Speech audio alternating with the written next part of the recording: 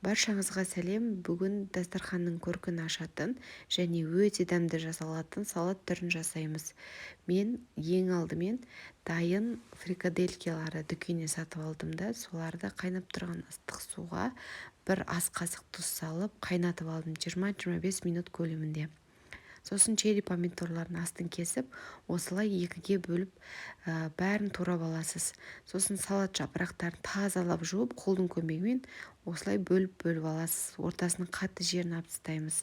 Пекин жапырағын дәл солай қатты жерін алып тастап, жапырағын пышақпен турап алдым. Видеода бәрі анық көрсетілген. Барлық жапырақты дәл осылай турап, салат жапырағымен бірге араластырып бір табаға саласыз. Барлық жапырақ турап болған соң, жарты лимонды осылай сығасыз, дәнегін алып тастайсыз. Лимон согын барынша сығып саламыз. Дәміне қарай тұз саласыз. Жарты шай қасық тұз салсаңыз болады. Сосын сұйық май құямыз. Сұйық май және туралған черри помидорларымызды салып, бір келкі етіп барлық жағына тегізіп, екі қолдың көмегімен араластырамыз.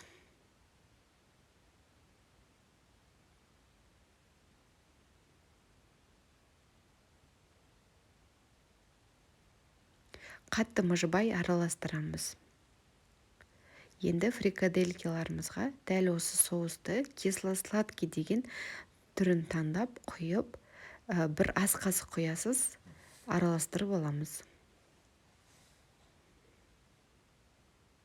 Міндетті түрде бұл соусты шыныда тұрған түрінен алыңыз. Бізде бұл 1000 теңгеден басталады. Осы соуспен дәмі кіріп, өте дәмді болып шығатын болады. Осылай бәріне тегізіп араластырып аламыз. Енді салатты жинаймыз. Ең астына салат жапырақтарын салып, бір бетіне помидор, бір бетіне фрикаделькиларымызды салып әсемдейміз. Оңай әрі тойымды және түрі де өте сүйкімді, қонаққа қойғанға сондай әдемі шығатын салат түрі болып шығады. Қонақтарыңыздың көңілінен шығатын сөзсіз, міндетті түрде қонақ күткенде жасап көріңіз. Егер видео пайдалы болған болса, лайк басып, қолдап кетуді ұмытпаңыз. Менің парақшама міндетті түрде жазылып алыңыз.